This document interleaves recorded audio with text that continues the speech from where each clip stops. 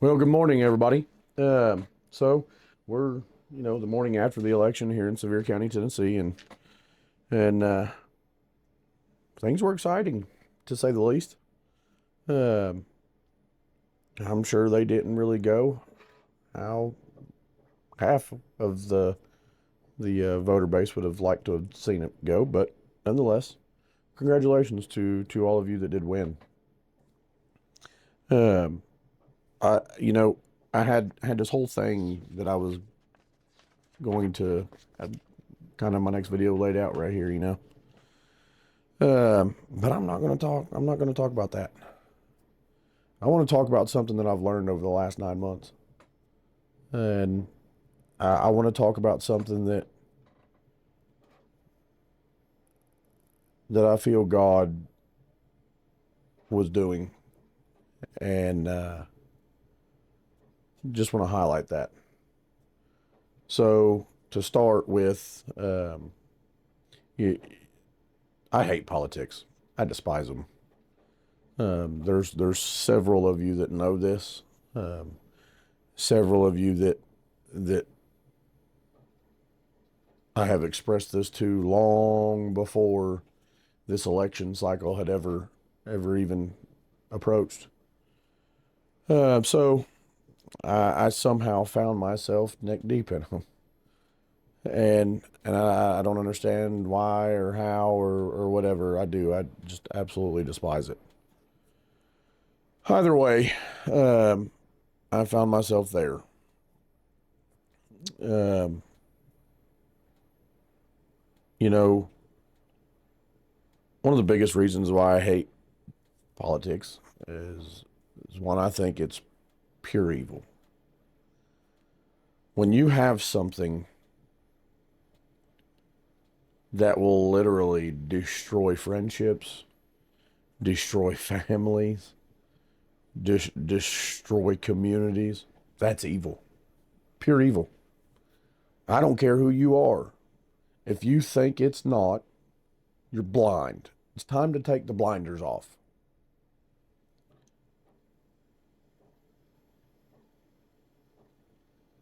You know, here's what I do know.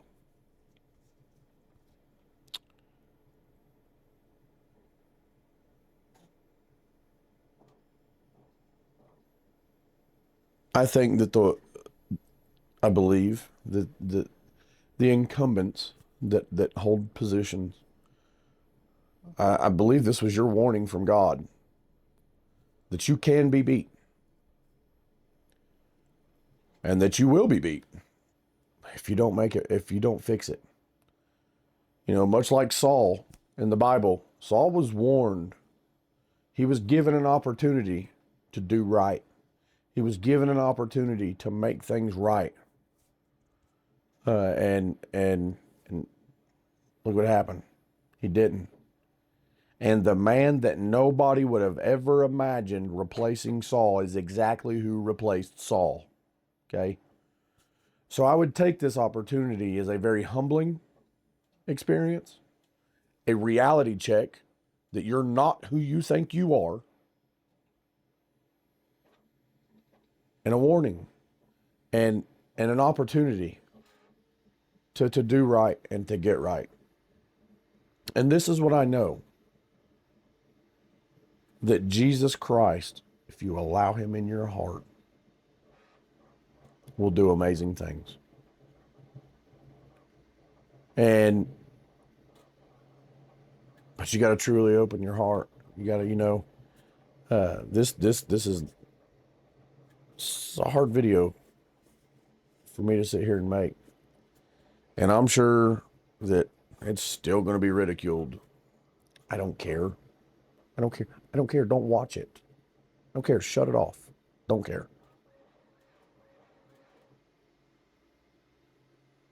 This is what I do know. I know where my heart's at. I know where it lays, and I know what I've learned over the past 9 months, and I know what God was trying to tell me over the past 9 months, and man, I tell you what,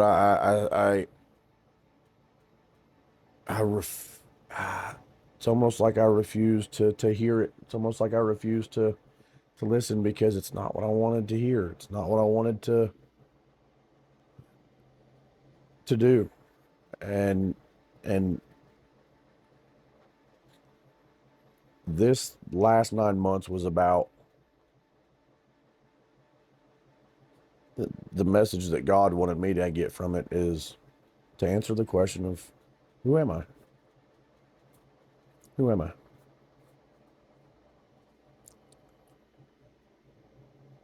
And most people would, well,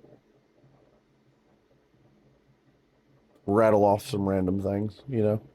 I know what I would have rattled off, and I know what is wrong. And that's exactly what I would have rattled off. And that's the pill I didn't want to swallow. I would have, I'm known as a cop. Even I've not been a deputy since November of last year, and people still, they still, and while I appreciate it, and while thank you, it does, it means a lot. But that's not who I am. It's not who I am. I'm something much bigger than that. And so are every one of you.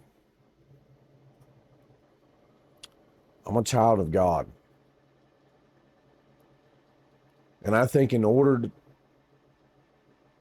know in order for us to actually start acting like children of God, we have to recognize and we have to understand who we are.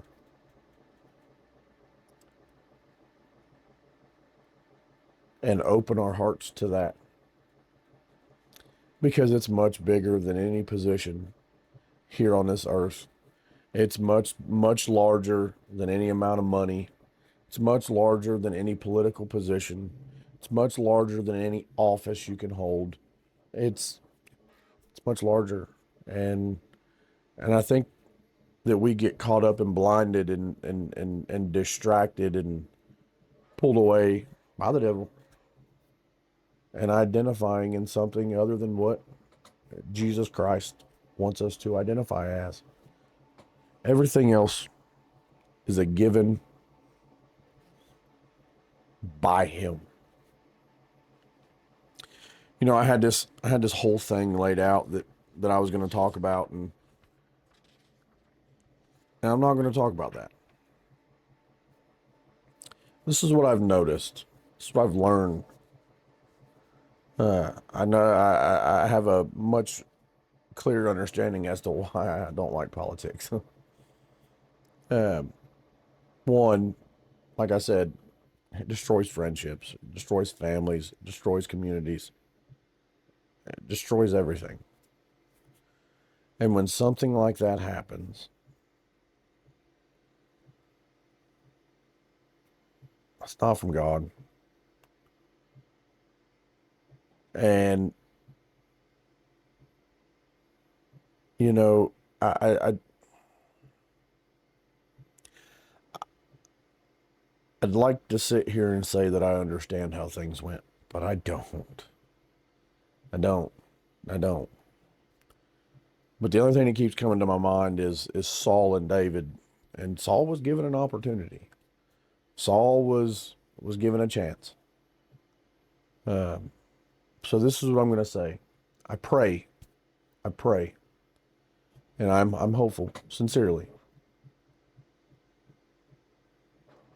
that those incumbents that had somebody on your tail a little too close for comfort this entire race, I sincerely hope and I sincerely pray that you'll open your heart, that whatever it is that God wants you to to get right, to fix, and all of the whatever it is. I don't know. I sincerely hope and I sincerely pray that you do. Because that's exactly what this is. This is an opportunity. This is a chance.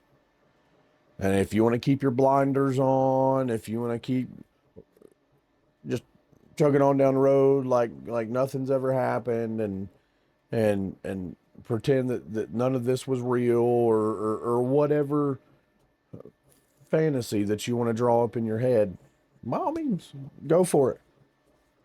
But in 4 years, you're going to be in the same position that you were yesterday, except for you're going to be on the other end. Plain and simple. I really do. This was a warning. It was. This is an opportunity, and I can tell you this, that unless, and it's going to have to be real clear. And I mean, it's going to have to be crystal clear. Unless I'm directed otherwise by God, I'll never be involved in politics ever again. I'm sorry. I won't. I hate it. I despise it. I can't stand it. It's pure evil. And then that's a fact. Pure evil. This is what I do want out of this. This is what I want to see. See people start caring about each other again. Actually caring about each other. And not just, oh, well, this person done this, or this person done that, or this person said this, or this person said that. Grow up. Grow up. You know, there's people that go around and pretend and act like they're somebody they're not, you know. And one of the things that I was actually going to talk about in this video is hypocrisy. The actual definition, okay, is the act of pretending to hold beliefs, virtues, or feelings that one does not actually possess, or engaging in behaviors, and then you condemn others for it. What did, you know, how was Jesus? He condemned the religious officials because they claimed to be the leaders, but in their hearts and their actions, it did not reflect that. It didn't reflect that. You know, and what was the result of those? What was the result of the Sadducees and the Pharisees and everything else? They focused on fruitfulness. What could they gain? How much could they have? All this stuff, right? Spiritual destruction. The shedding of blood. Jesus Christ. Like I said, take your blinders off. Literally, I mean, Jesus used words like blind guides, blind fools, and then a brood of vipers. So, if you don't want those phrases to be used against you, if you don't want those things to be said about you, wake up. Wake up. Period. But here's a sad fact. Since the beginning of time, people have inherently chosen evil over good every single time, without fail. Without fail. And that is sad. It's remarkable, to be honest with you. And the reason why people do that, the reason why people choose those things, is because they think they're going to get something out of it. And sure, you might acquire something here on this earth. You might. But this earth is temporary. Your life is temporary. You can wake up tomorrow and it's gone. You can get in your car an hour from now. Gone. It ain't going to matter. It ain't going to matter.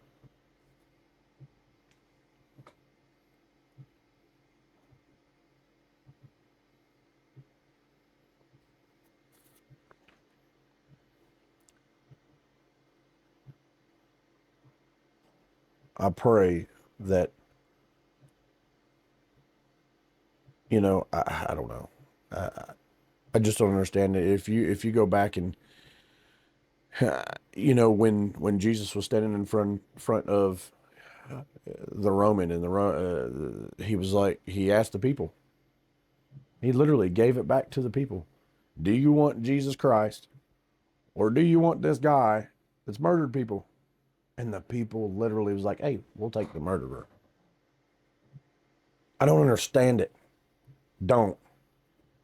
I don't. When are people going to wake up? I think the sad and unfortunate answer to that question is going to be when Jesus Christ breaks through that sky, even says, every knee shall bow. Every person. It's going to be too late for some. It's going to be, as a matter of fact, it's going to be too late for many.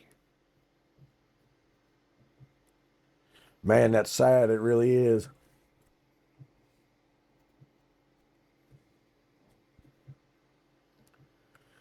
Listen, I pray that you guys open your hearts for real.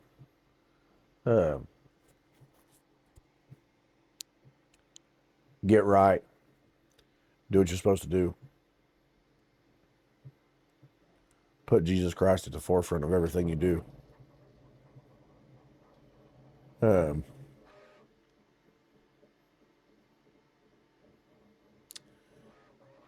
Man, it is. It's